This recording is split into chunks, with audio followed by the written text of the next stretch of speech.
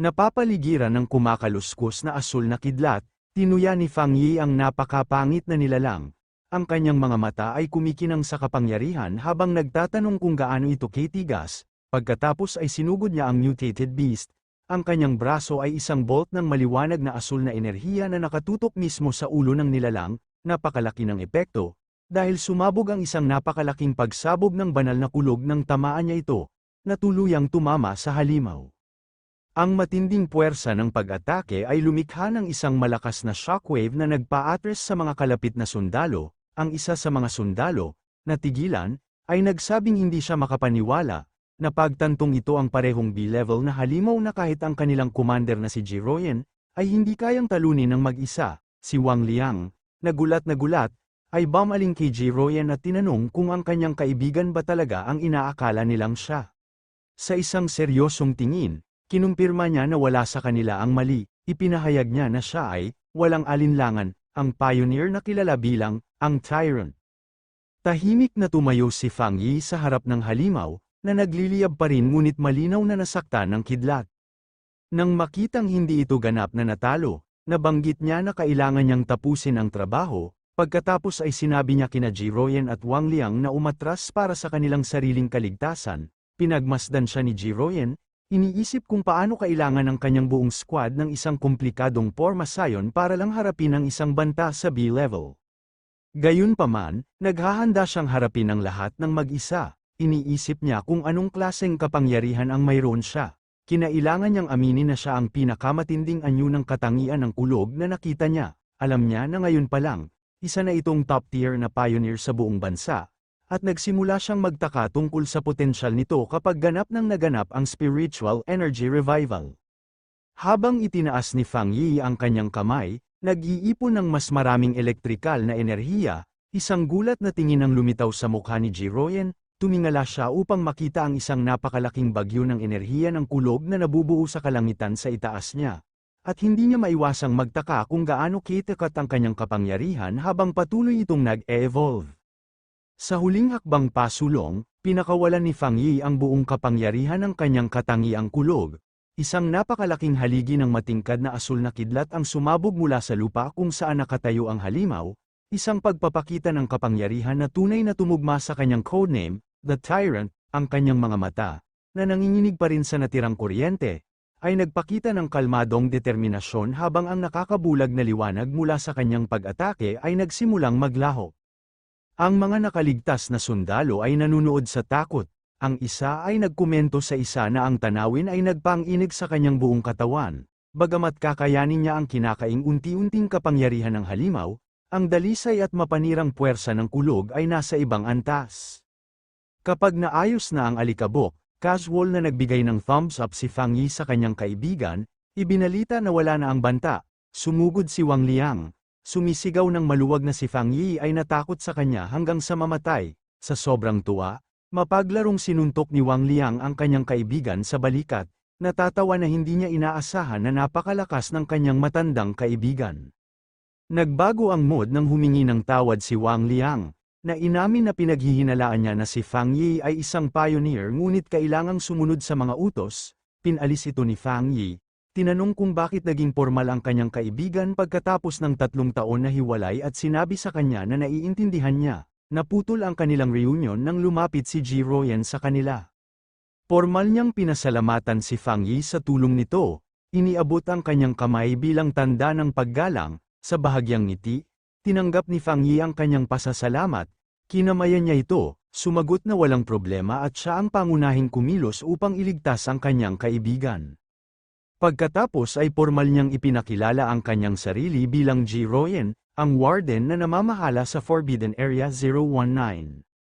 Ipinaliwanag niya na dahil nailigtas niya ang buong base, kailangan niyang maghain ng tamang ulat at tinanong kung handa siyang iwan ang kanyang impormasyon sa pakikipag-ugnayan. Sumang-ayon si Fang Yi nang walang pag-aalinlangan, habang si Wang Liang ay nakamasid sa gilid.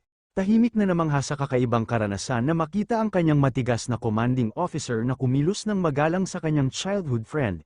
Nang matapos ang mga formalidad, direktang at seryosong alok si Jiroyen. Sinabi niya na ang lakas ni Fang Yi ay mas malaki kaysa sa marami sa mga espesyal na pioneer ng militar at formal na inimbitahan siyang sumama sa hukbo.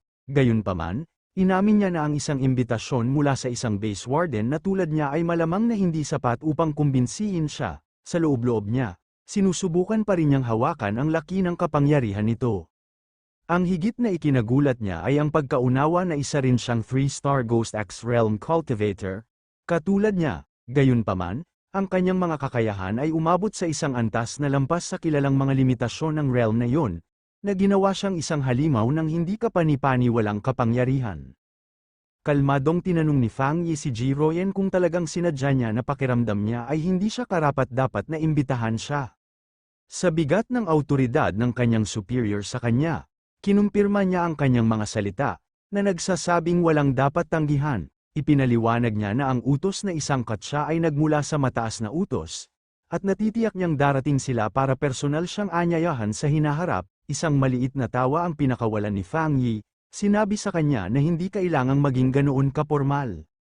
Ipinatong niya ang isang kamay sa kanyang dibdib at ipinaliwanag na talagang iginagalang niya silang lahat, batid na hindi lahat ay may lakas ng loob na isakripisyo ang kanilang sarili para sa iba. Inamin niya na hindi pa siya nakakita ng mga sundalo sa labanan noon, at ang nakita niya lang ay talagang nagpakilo sa kanya, na antig sa kanyang katapatan. Si Jiroyen ay maaari lamang mag-alay ng isang tahimik na pasasalamat.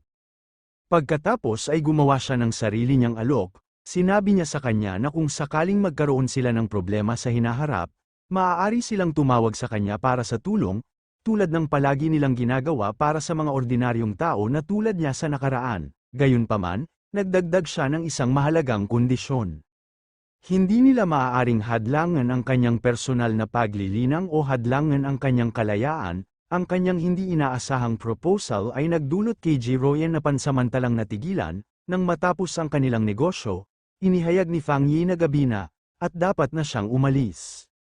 Sumang-ayon si Jiroyen, sinabing kailangan pa nilang alisin ni Wang Liang ang katawan ng mutated na nilalang at aayusin niya na may magbabalik sa kanya. Habang nakatayo siya sa harapan ng mga sundalo, sa wakas ay naunawaan ni Fang Yi ang tunay na layunin ng militar sa bagong panahon na ito. Napagtanto niya na sila ay pumwesto sa mga mapanganib, mayaman sa espiritual na lugar na ito sa dalawang dahilan. Upang gamitin ang enerhiya para sa kanilang sariling pagsasanay, at higit sa lahat, upang kumilos bilang isang mahalagang linya ng depensa sa pagitan ng ordinaryong mundo at ng mga kakaibang halimaw na ngayon ay nagbabanta dito. Pagkaalis niya, lumingon si Jiroyen kay Wang Liang at sinabing hindi na mailalarawan ang kanyang kaibigan sa isang simpleng salita tulad ng kahanga-hanga. Alam niya na ang nakita nila noong araw na iyon ay maliit na bahagi lamang ng kanyang tunay na lakas. Ang katotohanan na ang isang pioneer ay maaaring maabot ang isang mataas na antas ng kapangyarihan ng napakabilis ay nagpakita na siya ay may kamanghamanghang antas ng pananaw, na pagpasyahan niya na siya ay isang pambihirang halo ng swerte, tapang, at hilaw na kakayahan. Lahat ng mga bagay na kailangan para sa kadakilaan. Nang makita ang malalim na paggalang ng kanyang commander sa kanyang kaibigan, sabik na iminungkahi ni Wang Liang na kung sa palagay niya ay hindi siya ang tamang tao na mag-recruit sa kanya, dapat niyang hayaan siya, bilang kanyang childhood friend na gawin ang trabaho.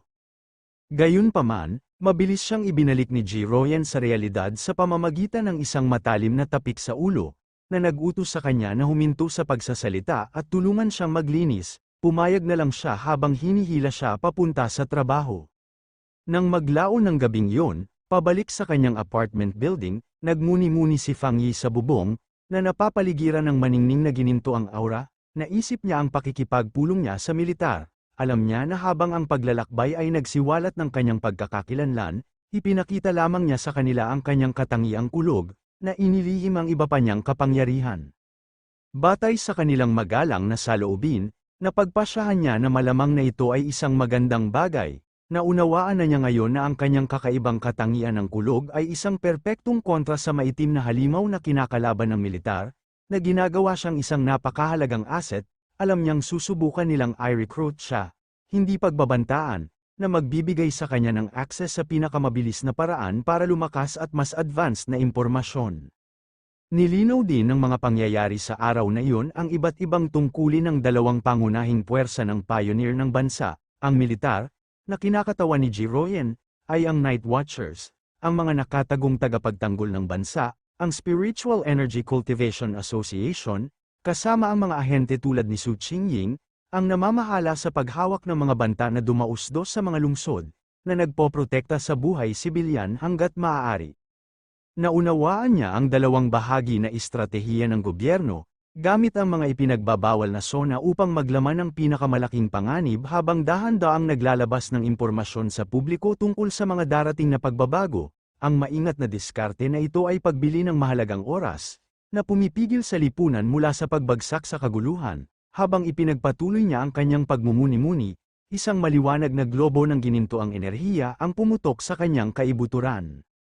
Nabanggit niya na sa kabila ng pag-absorb ng masaganang enerhiya ng Forbidden Zone, hindi niya naramdaman ang agarang pangangailangan na mag-level up, gayunpaman, mabilis na nagbago ang pakiramdam, ang gintong enerhiya ay dumaloy sa kanya, at ang mga bitak ng kapangyarihan ay kumalat sa kanyang mukha.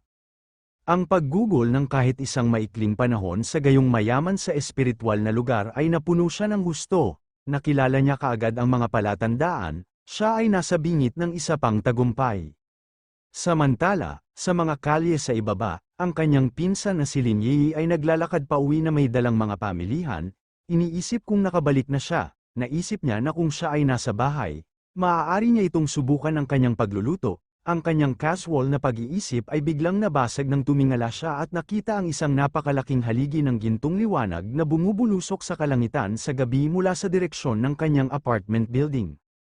Nanlaki ang mata niya sa gulat at pagkaalarma, isang refleksyon ng nag-aalab na banal na palakol ang lumitaw sa kanyang mata nang makilala niya ang malakas na enerhiya ng pagsulong sa kaharian ng Ghost Axe, ngunit agad niyang nalaman na mali siya. Ang laki ng kapangyarihan, na nagpapakita bilang isang napakalaking nagniningas na banal na palakol sa kalangitan, ay masyadong nakakatakot para sa isang ordinaryong tagumpay, nakatitig lang siya sa hindi makapaniwala. Iniisip kung may isa pang makapangyarihang pioneer na lumilipat sa lungsod.